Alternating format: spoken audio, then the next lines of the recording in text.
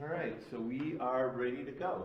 So welcome to week 1, class 2 of Introduction to Statistics.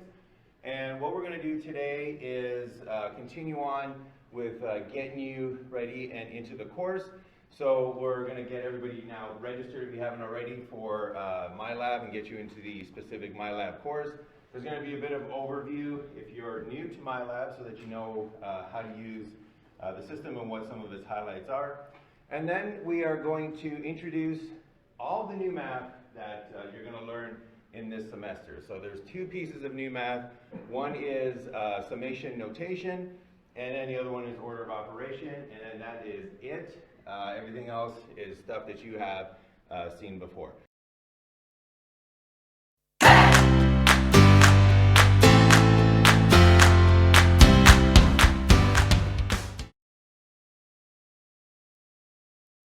First off, you can access this site through Canvas.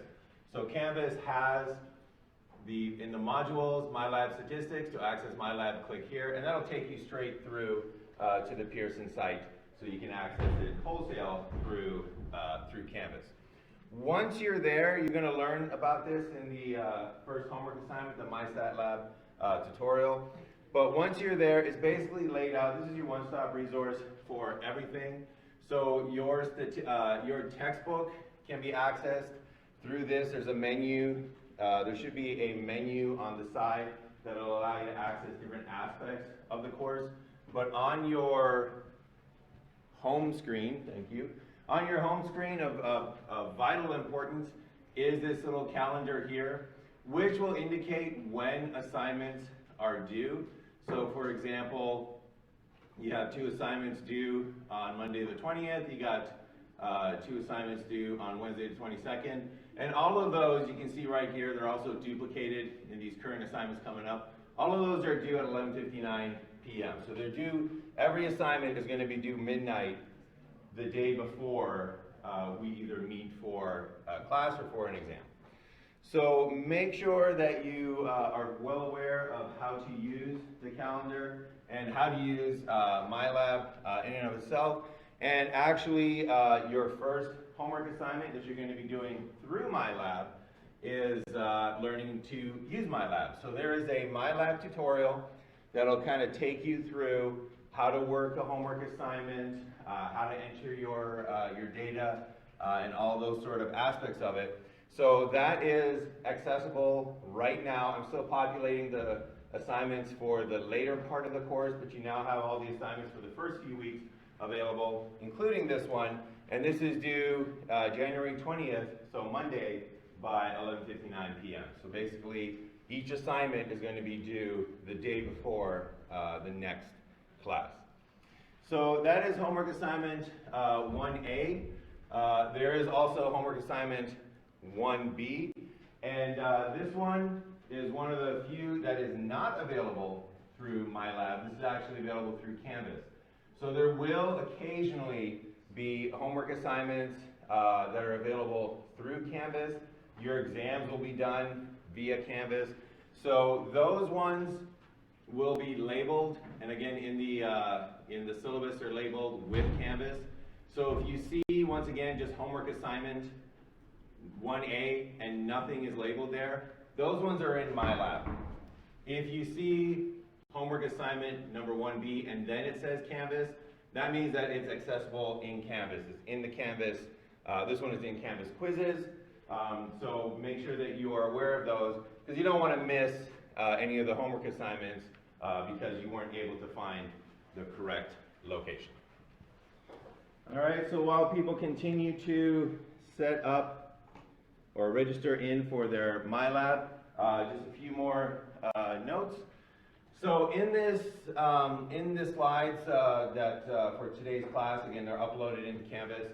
There are the features for each type of assignment, the characteristics of each type of assignment that you're going to encounter in MyLab. So in MyLab, you have pre-tests, you have post-tests, and then you have homework assignments. And the criteria for those are a little bit different. So this is for the pre-tests, No, this is for the homework. Yeah, we were talking about homework. This is for the homework.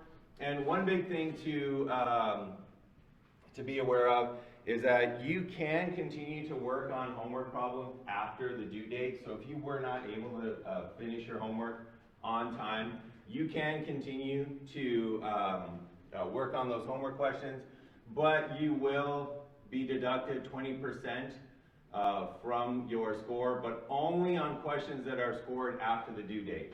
So it's only on your incomplete questions.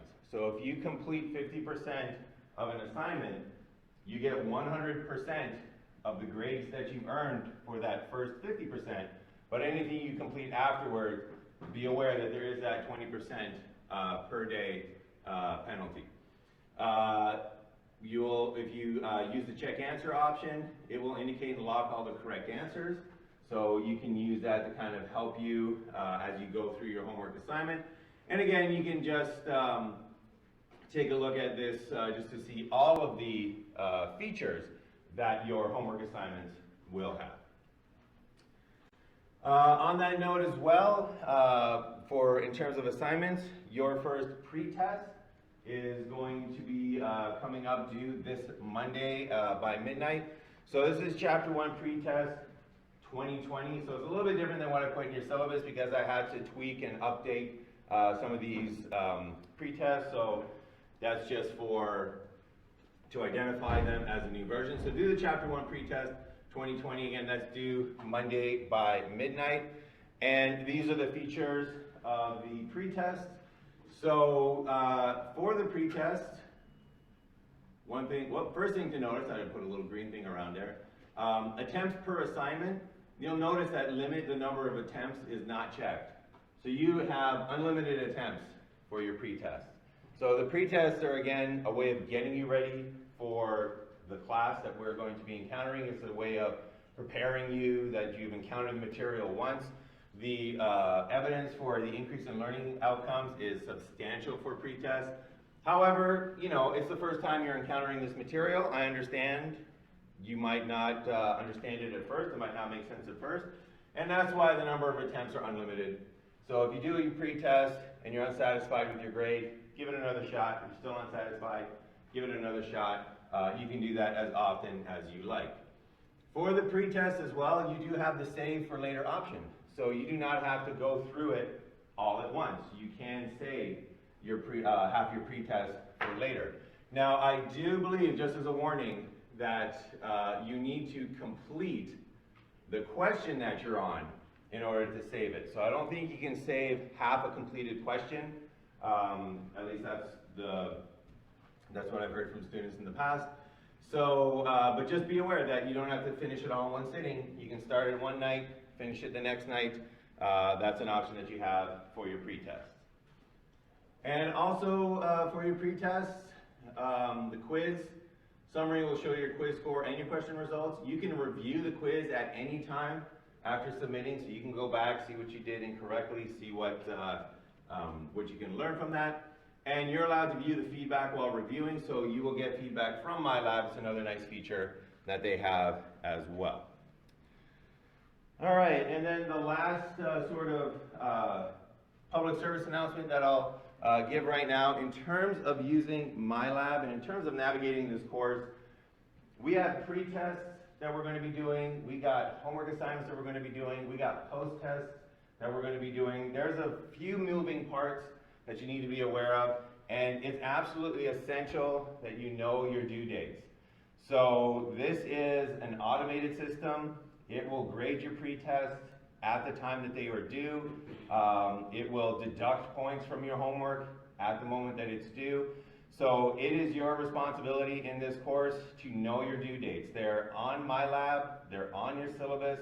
I will mention due dates, especially at the beginning of the course in class. So there's 3 sources of places where you can manage these due dates, and it is your responsibility for these. So just to sort of preemptively, bit of a spoiler alert, if you email me or message me and say, oh, I don't know what happened, it just slipped my mind, I missed the pretest, can I have that pretest open? Unfortunately, the answer is no. The pretest has already been graded, feedback is already available, we cannot reopen those. So it is, again, your responsibility. Know your due dates, stay on top of it, because you do want to, number one, complete these as part of the learning process, and number two, you absolutely do want to maximize your score in this particular course. All right, any questions about MyLab before we move on to the new stuff for today? All right.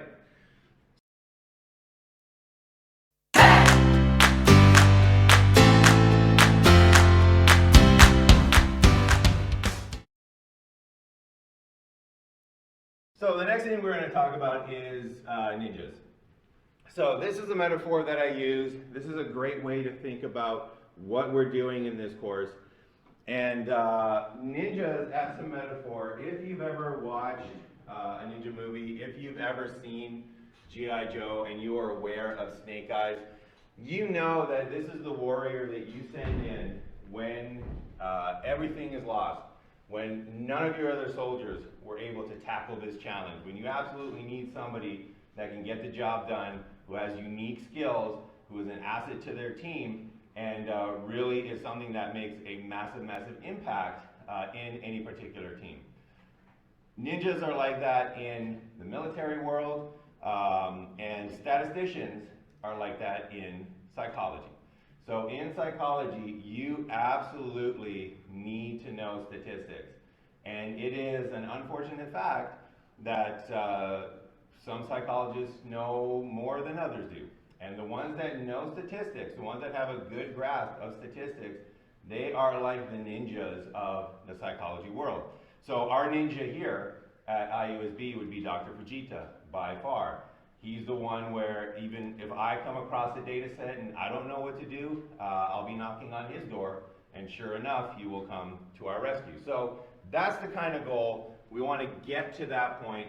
And this is probably a nice idea of what you thought you were going to be doing when you signed up for this course. So when you signed up for statistical analysis in psychology, you might have had this idea in your head that, oh, I know what we're going to do. We're going to take a look at psychology experiments, and we're going to analyze psychological data, and we're going to get to the heart of how does the mind work, and we're going to learn all these tools about how to figure out which treatment for depression is better, and we're going to find out all these tools about which is the best way to increase self-esteem, and we're going to find all these tools about how memory, how to analyze data on how memory works.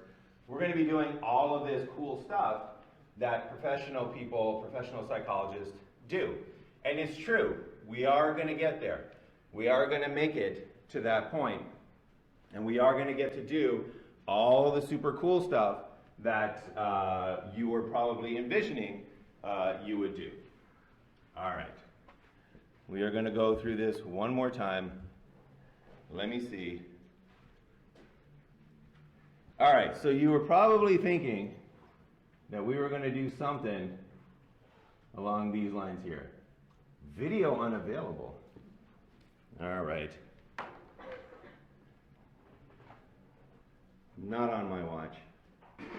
All right, so this is a perfect kind of scene to kind of show you the things that we're going to be working towards, the things that we're going to be practicing towards, the things that we're going to try to do. So when you think about ninjas, you probably think about all the sort of cool things that they can do, all the sort of epic battles and fights and jumping off of cliffs and other people chasing them and using their katanas and doing their acrobatics. And we are going to get to this type of stuff. We are going to get to the really cool stuff like that right there. That's going to be T-test when we finally make it. And we're going to be able to do those things. Now make sure you practice. You don't want to be that ninja right there, right? That's not a good ninja to be. But we're going to be getting there. We're going to be doing all the cool stuff. We're going to be doing, measures of central tendency. Make sure you practice. We're going to be doing all the, we're going to be doing ANOVAs. We're going to be doing all the high-flying sort of psychology stuff that you probably thought we were doing to do when you signed up for this. So, why am I showing you this? Well, it's not going to be a huge surprise to you that we are not quite there right now. So, we're going to get here.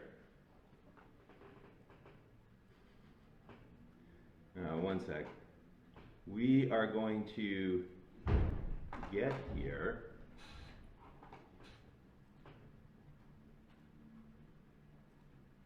we're going to get here. All right, so we're going to get here eventually, but we're not quite there yet. We're actually at a beginning stage, and that's what I want you to get your mind around. We are at the stage where the Karate Kid was when he first started his martial arts training. So this is your metaphor for the journey that you're on. This is what I want you to think about when you're doing your work. You are starting out at this location, and we just need to make sure that we have our mind right to make the most out of this particular course.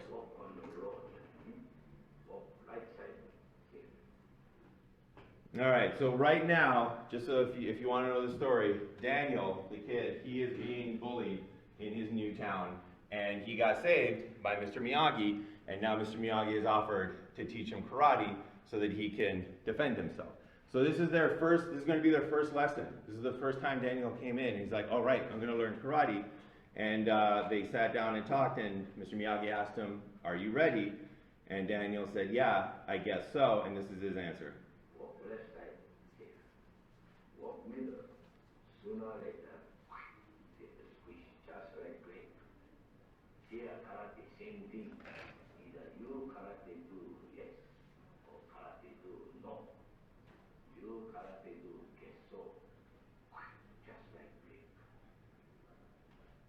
All right, so that is the first takeaway lesson from this clip. Statistics is a lot like karate, all right? Use statistics, do yes, you do the practice, you do the homework, you read the text, you come to class, you watch the YouTube videos, you're gonna have a successful semester. I have never met a student who has done all those things and did not accomplish the learning goals in this course. Use statistics, do know. If you decide at the end of this week or in the coming weeks that this is just not the course for you and you decide to drop the course, that's fine as well. You'll take it another time, maybe with another instructor. There's no judgment here. That's absolutely fine. But use statistics, do so, it's not going to go well. So do the pretest, commit to the process, go to the study plan, do the practice that's available. Practice things over and over again. When you can use Excel, use Excel. Even if it might take you a little bit longer than using your calculator in the beginning stages, use it, because if you do this course you are in for a not so pleasant experience. So either commit to it or don't, but definitely don't think that you can only do part of this and still have the outcome you want. Yeah, I understand. Now ready? They're ready. Let's make a sacred act. I promise teach karate back to my path. You promise learn. I say you do. No question. That's your part. All right, whoops. Oh, the joys of technology. All right, so that is almost right. So I promise to teach statistics. That's my part. You promise to learn statistics. All right, that's your part. The only difference is the no questions asked. All right, ask questions if you have them. That's completely acceptable. Deal? Deal?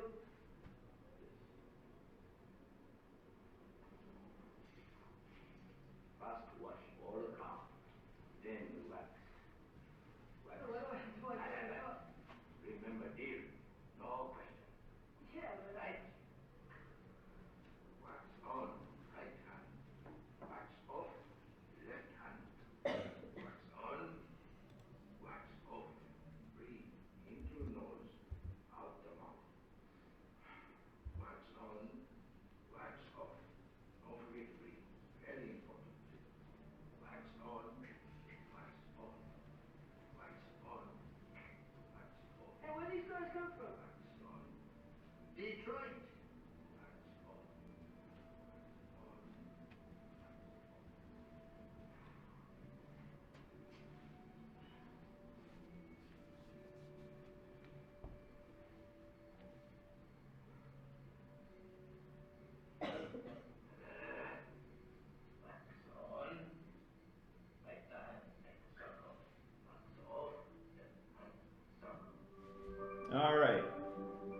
So that was the beginning of Daniel's karate training. And much like in this course, it does not look like karate at all. So Daniel came in there and Miyagi had him do this.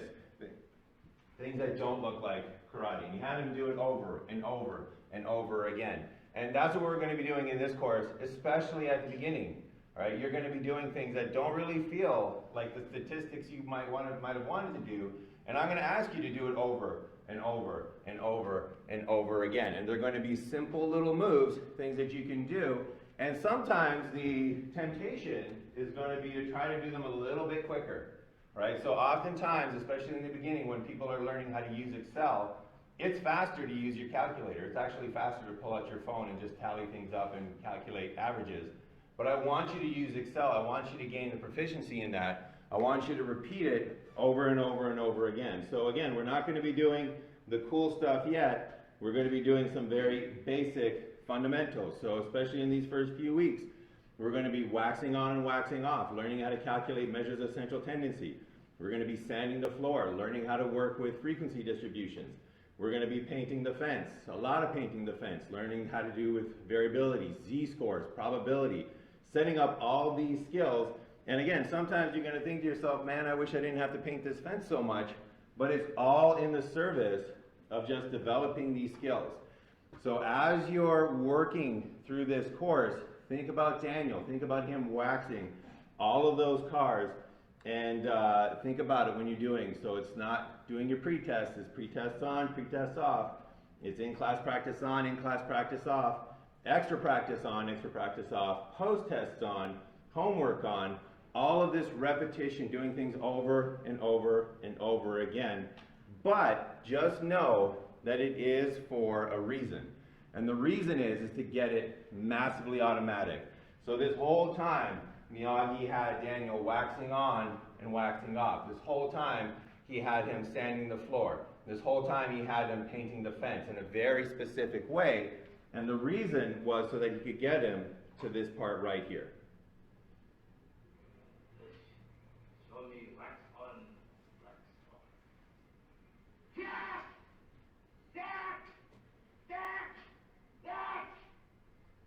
me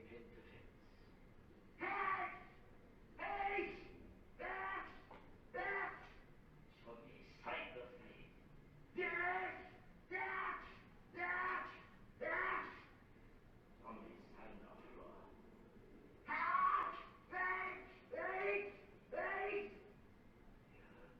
So all that repetition, all that doing it over and over and over again was so that it became automatic, so that Daniel didn't have to think about it, didn't have to devote any cognitive effort to it. And that's going to be what we're going to do in this course.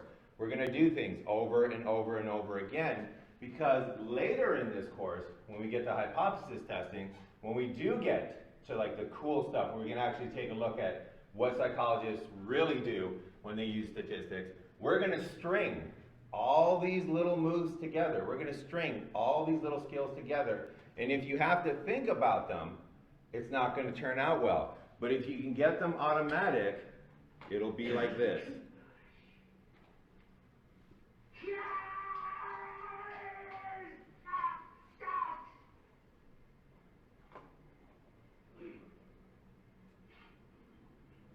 All right, so that is the goal. That's where we're working towards. That's what we want to get to. So once again, we are eventually going to do all the cool stuff, all the interesting stuff, but it is built on a foundation of practice. It is built on a foundation of small fundamental skills that we will be developing. And then what's going to happen is eventually the exam is going to come, or the advanced lab in your major is going to come, and you're not going to have to think about it. You're going to be ready. You're not going to be scared. You're going to kick that exam in the face. You're going to be super happy with your performance in this class. I'm going to be super happy with your performance in this class. It's just going to be a great overall experience for everybody involved. But it begins with the practice. It begins with doing the small fundamental work to make sure that we get to that super cool stuff, which we will at the near the second or latter half of this course. but we need to do all that work, all that fundamental stuff first.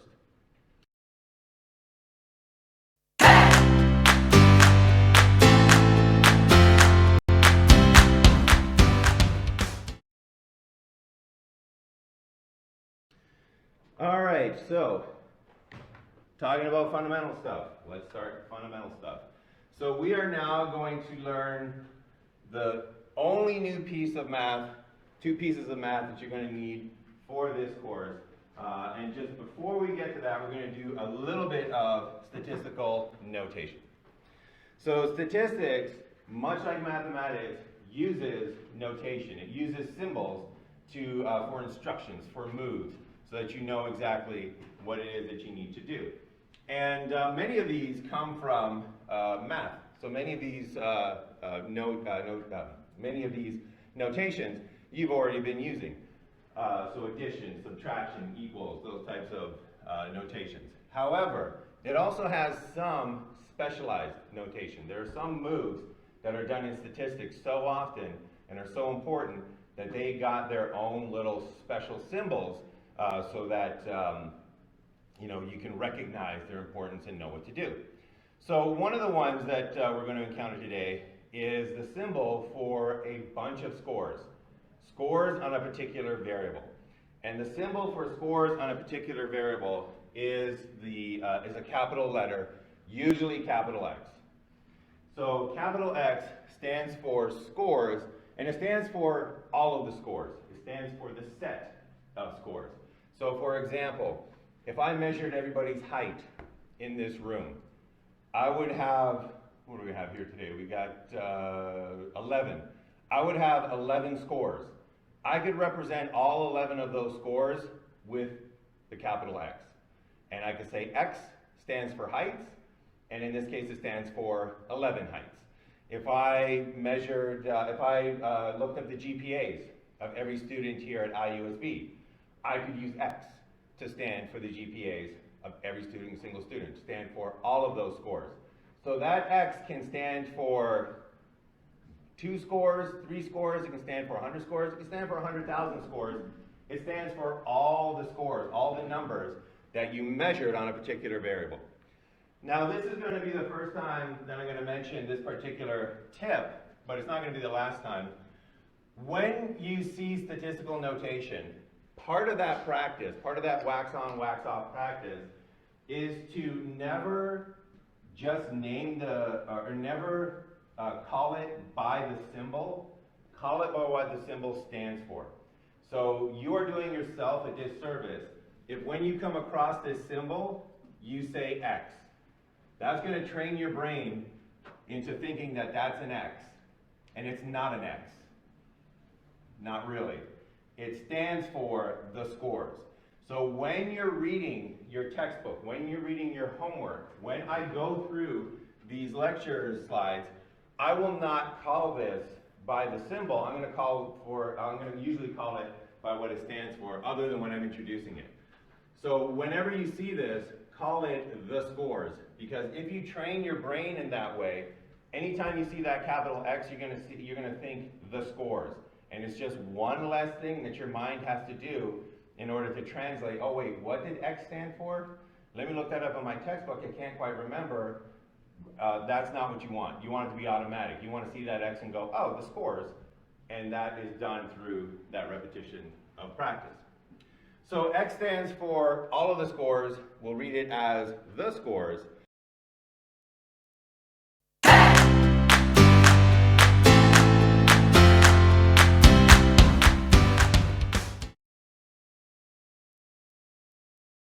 And then the other special notation that we're going to learn today, and this is your first new piece of mathematics, is how to sum. The symbol for summation. The symbol for adding stuff together.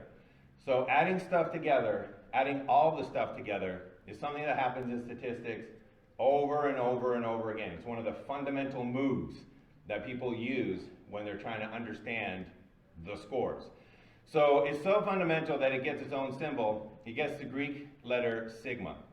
So once again, do not read that as the symbol's name. Do not read that as sigma. read that as the sum of. Every single time you see that sigma symbol, I want you either in your head or out loud, I don't know how you read, but however you do, read it as the sum of. Because if you get into that practice, if you read capital X as the scores and you read sigma as the sum of, when you see something like this, your brain will immediately read that as the sum of the scores. And our human minds understand what the sum of the scores means. It means you take the scores and you add them all up. You want the sum of the scores. What our brain doesn't understand is sigma x. So if you went to a person on the street and showed them a bunch of scores and said, can you calculate sigma x? That person will probably look at you with a blank face and say, I have no idea what you want. But if you show them scores and say, can you calculate the sum of the scores? They'll be like, yeah, I can do that. I know what that means.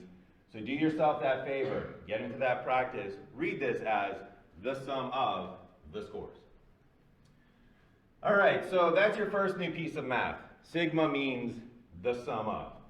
We are now going to go into your second and last new piece of math, and that is the order of mathematical operations. So we have this new way of adding scores together. We have this new way of summing the scores, and now we need to know where does it fit into your order of operations. So order of operations is a convention that mathematicians have decided upon, which lets us know how to read a formula in the correct order. We now have a new piece of math, and we need to know where do we put it in that order. So the order of operations starts off with parentheses. You do whatever is in parentheses first. You then follow it by exponents. You do whatever has an exponent on it second. You then do any multiplying or dividing, and very importantly, from left to right. So you start at the left and you just multiply and divide as you encounter numbers from left to right. And then, and this is the change, and then you do summation with a sigma sign. So sigma is like addition. It is literally addition. Sigma is literally add up all the scores, but it is special. It gets its own symbol. It's kind of like VIP addition. So it gets to go first. So make sure that you give it the special attention that it deserves. It gets to go first. So you do all your summation that has a sigma sign in front of it, and then you do any addition and subtraction. And once again, you do that from left to right. So let's take a look at what that would mean, and then we're going to do some in-class follow-along practice. So if you have an equation like this, if you want to be able to read this equation correctly, you got to follow the convention. Just like in reading English, you read it in a certain way. We go left to right, top to bottom. That's how we know it'll make sense. In mathematics, we need to do it a certain way in order for it to make sense. We need to use those order of operations. So when you encounter a formula like this, what you need to do is the first thing you need to do is you need to do whatever is in parentheses. So what's in parentheses is the scores minus 1. So when you read the scores minus 1, what that means is for every single score, you take 1 away from it. So if anything is ever done to the scores, if anything is ever done to this capital X here that stands for the scores, what that means is you do this to every single score in there. So the scores minus 1 means that you take every single score that is in that X symbol and you take 1 away from it. So if that X has 1,000 scores, you're going to take 1 away from each of those 1,000 scores. So first we do what's in parentheses. So we would take 1 away from each of the scores. Then what we do is we do exponents. So we got an exponent right there. So in this case, whatever our scores were transformed into as a result of what we did here in the parentheses, those new scores, those scores minus 1, whatever we ended up with, those would now each be squared. So if we started with 1,000 scores and we took 1 away from 1,000 scores, we would now square those new scores, those new 1 minus scores. We would square each and every single one of them. Next thing after that, down the line, we do multiplying and dividing. We do it from left to right. So now we take the scores that we just created, the ones that we just squared, and we divide each of them by 7. And once we're done dividing each of those by 7, we multiply each of those, each of the new scores, the divided by 7 scores, we multiply each of those by 2. So the step that you're working on always builds upon whatever happened in the last step, right? The step that you come up to next always works on whatever your scores are at that particular moment. Once we're done that, once we're done the multiplying and dividing from left to right, then we are ready for summation with the sigma sign. And summation with the sigma sign, again, it's special, it's addition, but it's VIP addition. So we do that before any other addition and subtraction. And in that case, we take whatever the scores have become after all of this mathematical manipulation, and we add them all up. So when you do your summation, when you use that sigma symbol to do your summation, you're going to go from 1,000 scores, 1,000 numbers, to 1. The summation takes all of your scores and just smooshes them all together, adds them all up, so you have one number. So that's the move where you go from a bunch of numbers, a bunch of scores, down to one number after the summation. So we sum up all our scores, we get one big number, and then finally, after all that, we're ready to do a little bit of addition and subtraction, and we take this 1 and we subtract it from that one big number that we ended up with after the summation. And just as a kind of spoiler alert for this course, because of the way that our universe works, just because of the way, and this is like a fundamental thing in our universe, the way that our universe is built, you will be amazed how often -1 comes up. I have seen it in stats, I have seen it in computer programming, I have seen it in countless scientific applications. For some reason, our universe has -1 as something that's built into it. So you are going to see a lot of -1s in statistics, so we better get used to dealing with -1s. And also, spoiler alert, this is by far the biggest error that students make in this order of operations. The biggest error is to do subtraction or addition before the summation. Remember that summation gets special VIP treatment, it gets to go first.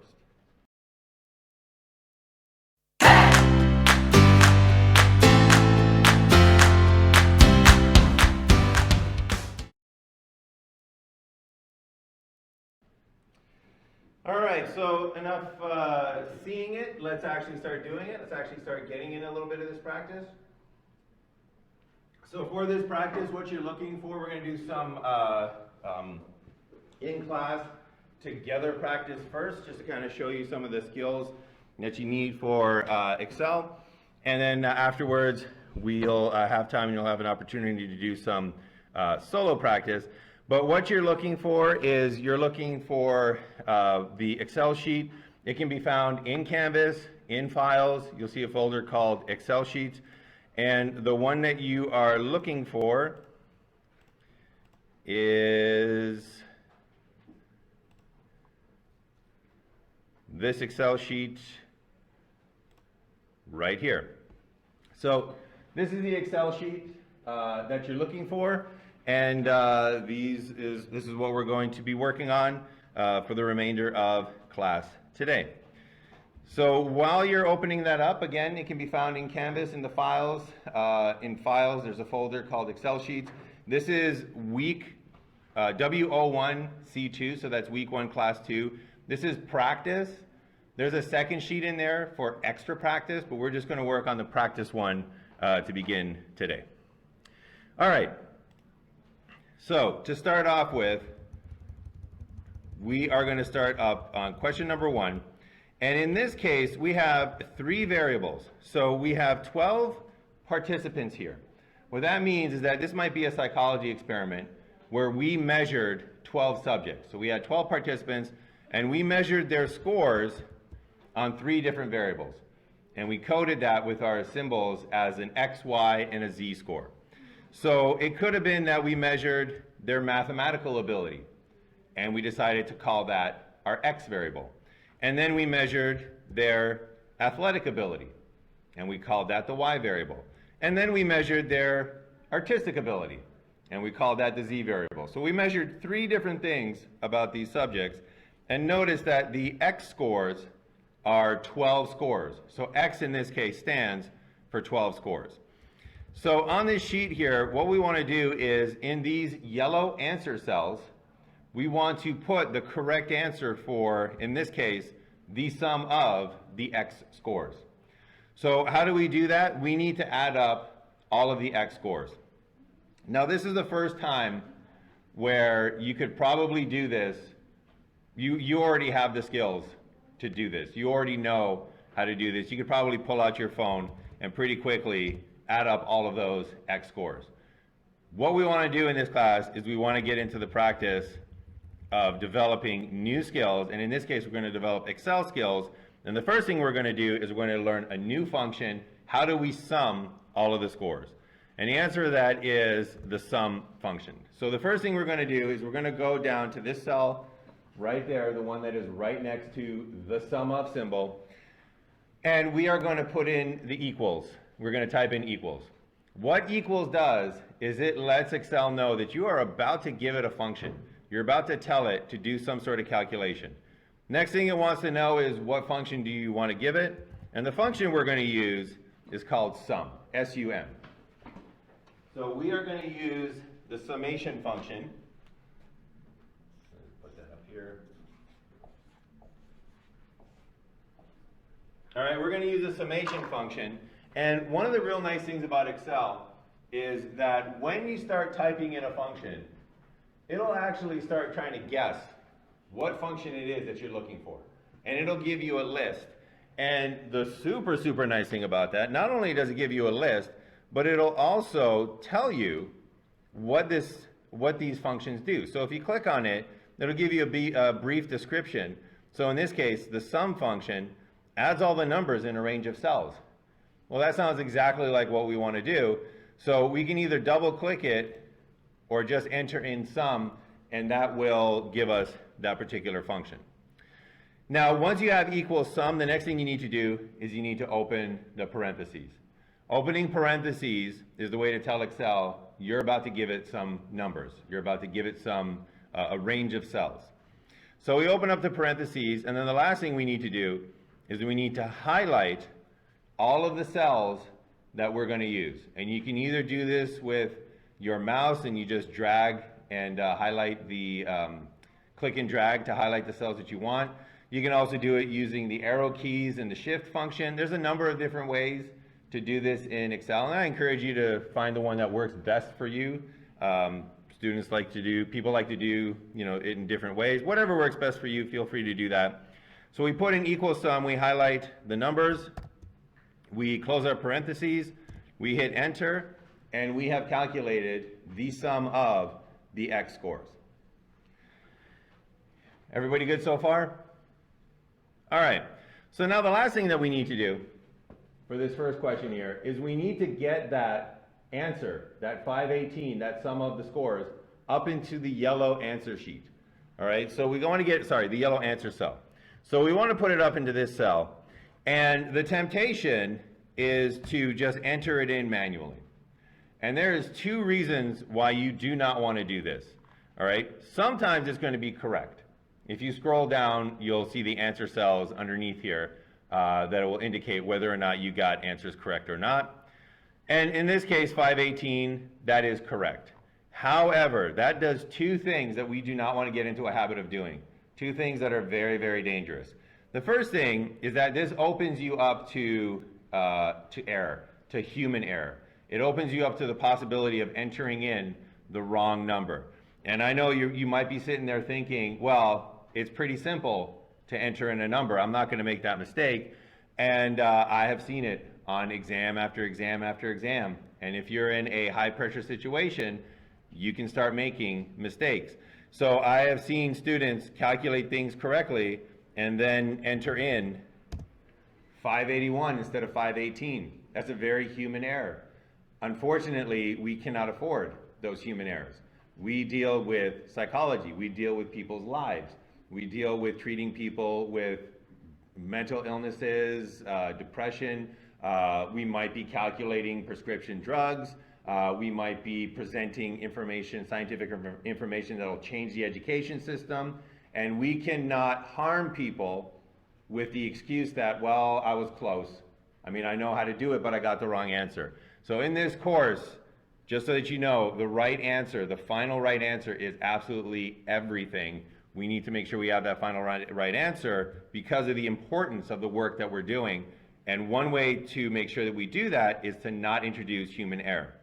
The other reason that you don't want to do that is because occasionally Excel will only display a certain number of significant digits. It'll only display a certain amount of the number. It will not display all of the decimal places. And if you only carry through in your equations, in your multi-step problem solving, if you keep rounding off as you go through, you introduce rounding error. And that can snowball over time so that you end up with an answer that is completely different than the correct answer would have been if you could have carried all the decimals. So for those two reasons, what we're going to do in this course is we're not going to enter these things manually, we're going to use the equals function. So when you're entering your answers into your yellow cells, type in equals, go to the cell, type in equals, and then highlight where your answer is and hit enter, and then you can scroll down and you can see that we have the sum of the X scores all correct. All right, so let's do this 2 more times for the sum of the Y scores and the sum of the Z scores.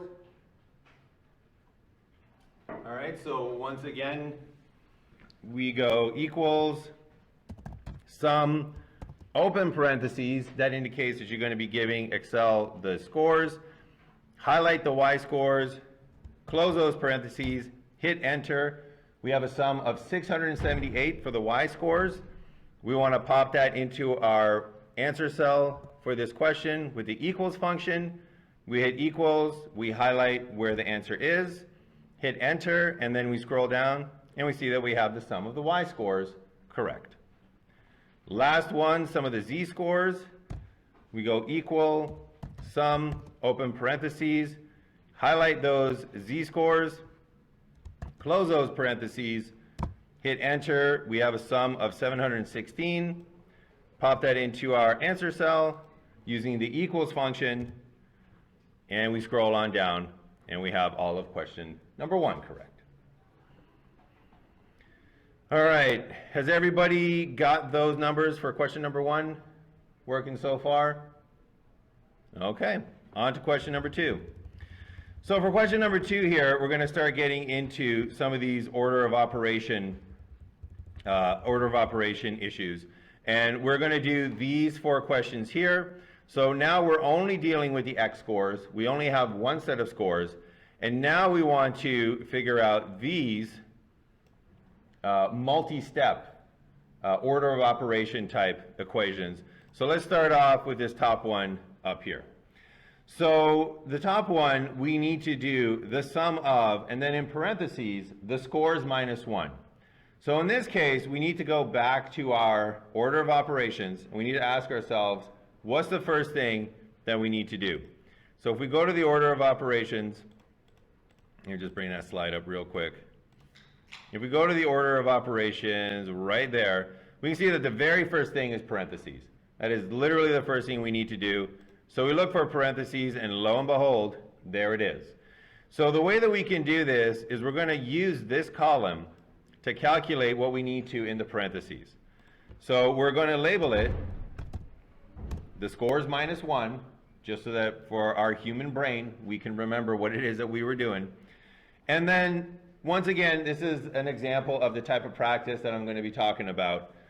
I have complete faith in everybody in here that you can take 1 away from the number. I have complete faith that you can do minus 1 in your mind. And there's going to be a temptation to be like, well, I can do this, 55, 34, that's a 70, that's an 89. Two reasons why you don't want to do that. Number one, I have seen people do this as well, and they'll be like, that's 14, that's 54, that's 22. You'll make an error. It's easy. It's just easy, especially when you're under pressure. You don't want to open yourself up to that. The second thing is that that's not practicing the skills that you need, especially if you have 1,000 scores that you want to take one away from. You're not using Excel the way that it was meant to be used. So what we're going to do is we're going to use a function. We're going to put in equals, let Excel know that we're going to do a function. We're going to highlight where the score is, and then we're going to just type in -1. And we are literally saying, do the score -1, and you can see that Excel did that for us. So once again, equals, highlight the cell that has the score, type in -1, and you hit enter and it'll calculate that for you. Equals, highlight the score, type in -1, and it'll do that for you. And you might think to yourself, well, this is not much faster than just doing it, on your own manually. But it can be. I'm not going to show you that today. We're going to save that for next week, but eventually I will show you how to do it super quick once you have it all set up right now. But right now we are at the stage of wax on and wax off, so we do need a little bit of that repetition. So if you want to fill in the rest of that, and I'll give you a couple of minutes, or not a couple of minutes, I'll give you a little bit of time to get that done.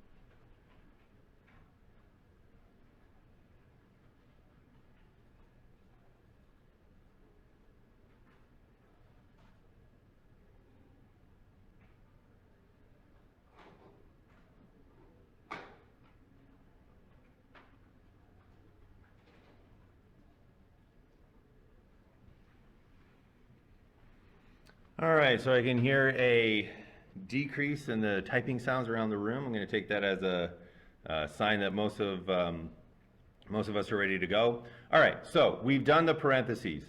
We take a look at our equation, and there is no exponents. There is no multiplying or dividing.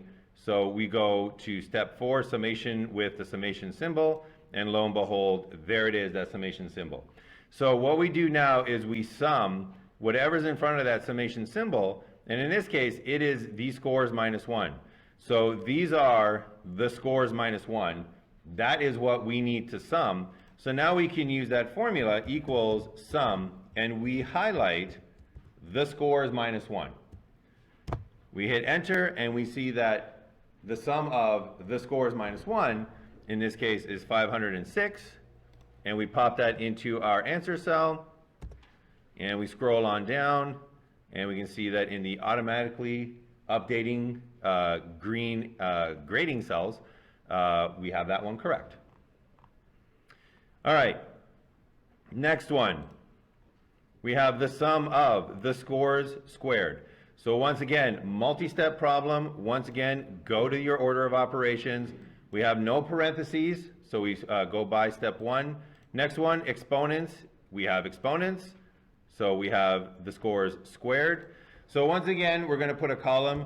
Once again, get in the habit of labeling your columns, because you might think you'll remember what it was that you were doing, but your brain and your mind will disagree often. So make sure that you have enough there so that you can, it'll jog your memory. So you can just put in X, SQRD. That's good enough for me to remember, all right, these are the scores squared.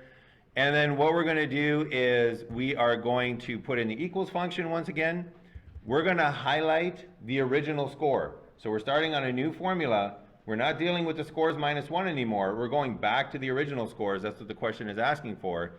And this time we're going to square them. And the shortcut for squaring in Excel, there's a couple of different ways to do it. But that little hat, that Shift 6, so that's on the 6 key. If you hit Shift, you'll get that symbol. That is a symbol for exponents. That lets Excel know that you are about to give it an exponent, and then you just simply tell it what exponent you're going to give it, which is 2 for squared. You hit enter, and you see that 56 squared equals 3,136.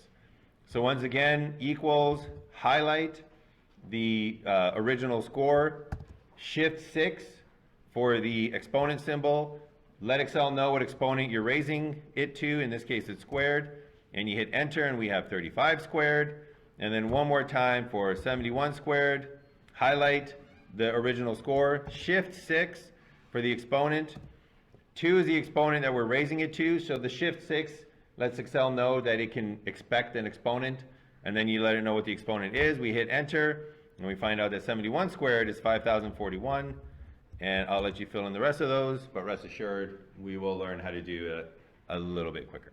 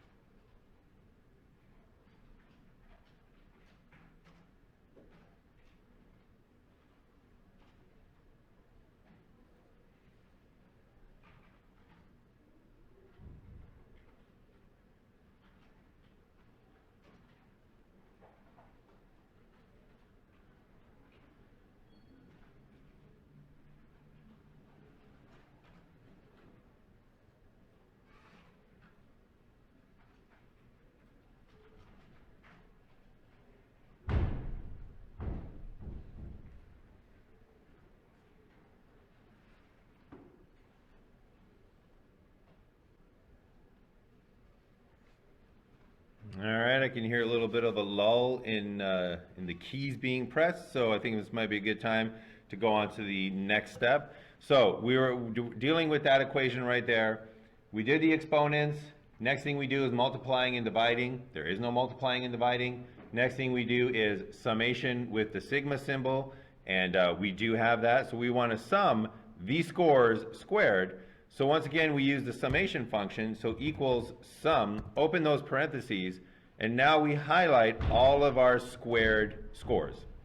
Close those parentheses, hit enter, and we see that the sum of the squares is usually going to be a huge number, but we're going to pop that into our answer cell using the equals function, and we scroll on down, and we see that we have the sum of the scores correct. All right, next one. We have the sum of 2 times the scores.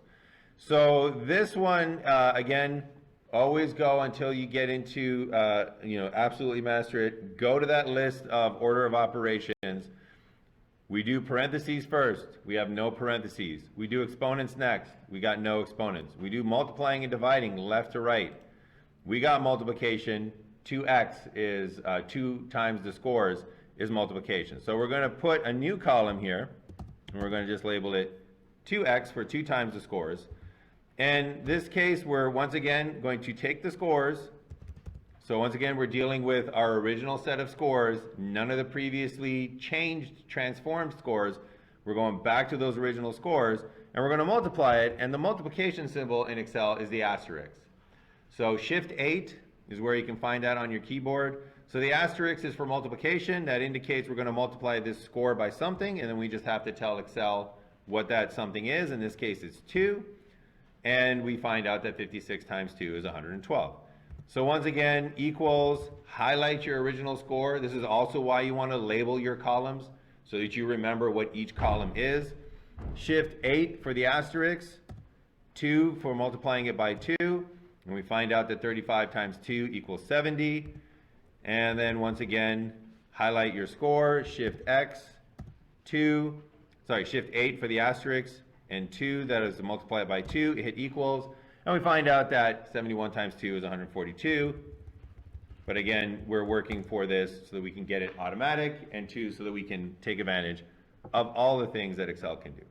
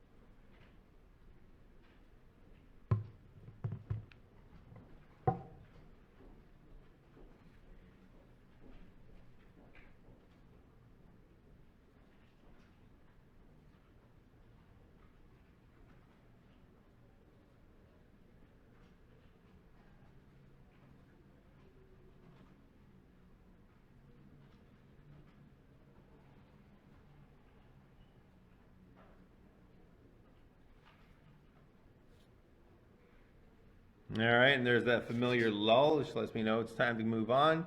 All right, so we had the sum of 2 times the scores. We just did the multiplication. The next step is to do any summation with the sigma sign. So we have that summation right there. We want the sum of 2 times the scores. So once again, we go to our formula for summation. We go equals sum, open parentheses, highlight those 2 times the scores, close your parentheses, hit enter, and then we get a score. We get a sum of 1036. Pop that into your answer cell using the equals function. Scroll on down, and you see that we got that one correct. All right, last one in this in-class demo. So for this one, we have the sum of the scores minus 1. And this one is included here very deliberately, and I will give you a warning that this type of question is the one where order of operation mistakes are made the most. For some reason, it's probably because of the similarity of summation and addition, students tend to do it in the incorrect order. So this is by far where the mistakes are made. This one is the sum of the scores minus 1. So we take a look at it and we go through the order of operations. We do anything in parentheses. There's no parentheses. We do anything with exponents. There's no exponents. We do anything with multiplying and dividing, left to right. There's no multiplying and dividing. We do anything with summation. There is summation, and it needs to be done first. So in this case, we're going to do the summation first. We want the sum of x. So we go down here, and we're going to put in that equals sum, highlight all of those scores, hit enter, and we see that we have a sum of the scores of 518. Then what we want to do is we want to complete the formula by taking 1 away from the sum of x. So that's the sum of x, 518. So we need to take 1 away from that. And if you have just like a single step that you need to do, you can calculate that in the answer cells. So we're going to use Excel to do this. So we're going to put in equals. We're going to highlight our answer of the sum of the scores. And then just in the answer cell, we can take 1 away. So we minus 1 from that. We hit enter, and we see that we have 517, and we see that that is correct. And notice that the sum of the scores minus 1 without parentheses is a lot different than the sum of the scores minus 1 with parentheses. So that's why order of operations is important. Those two are very, very different Very, very different answers. All right, so we'll leave the rest of the questions as practice, independent practice. So question number 3 here, this is, I'll admit, a little bit of overkill for this stage of the course, but this is a great way to kind of test where you're at. So if you can do question number 3, if you can get to that correct answer for question number 3, you are well placed to, to move on to the next step. If you can't, it is a little bit of overkill, so just, give it a shot, try a little bit of practice. And then we have question number 4 here, which starts dealing with multiple scores.